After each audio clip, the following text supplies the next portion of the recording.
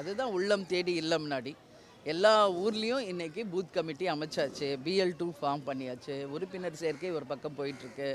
தமிழ்நாட்டிலேயே இன்றைக்கி அனைத்து தொகுதிகளிலும், அதாவது 234 தொகுதிகளும் பூத் கமிட்டி இருக்கிற ஒரே அமைப்பு ஆளும் கட்சி, ஆண்ட கட்சி, அடுத்தது தேசிய முற்போக்கு திராவிட கழகம்.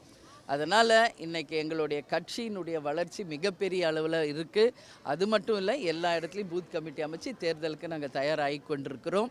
அது மட்டும் கிடையாதுங்க, கேப்டனுடைய பிளெஸ்ஸிங்னால் மிகப்பெரிய ஒரு எழுச்சி வருது.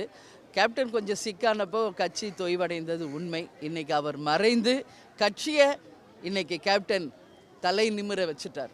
நான் தலை குனிந்தாலும் என்னுடைய தொண்டனை தலை குனிய வைக்க மாட்டேன்னு சொல்லுவார் எப்போவும்.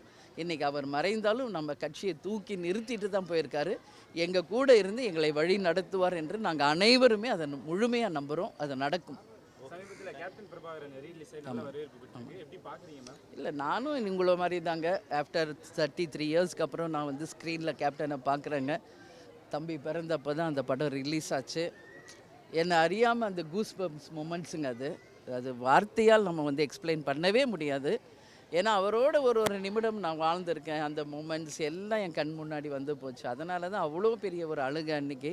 ஸ்க்ரீனில் ஒரு லெஜெண்டை, ஒரு மாவீரனை நான் பார்த்தேன் அன்றைக்கி. மீண்டும் ஒரு மாவீரனோடு வாழ்ந்தான்றதே இந்த ஜென்மத்தில் நான் அடைஞ்ச பெருமையாக, அதுவே எனக்கு போதும் என்ற நிலைக்கு நான் அன்றைக்கி வந்துட்டேன். அதனால் ஒரு மாவீரனோட மனைவியாகவும், ஒரு மாவீரனின் குழந்தைகளாக இவங்க 2 பேரும் மாவீரன் தொண்டர்களாக கழகத்தை சேர்ந்த அனைவரும் இன்றைக்கி இருக்கிறதே எங்களுக்கு பெரிய ஒரு விஷயம்.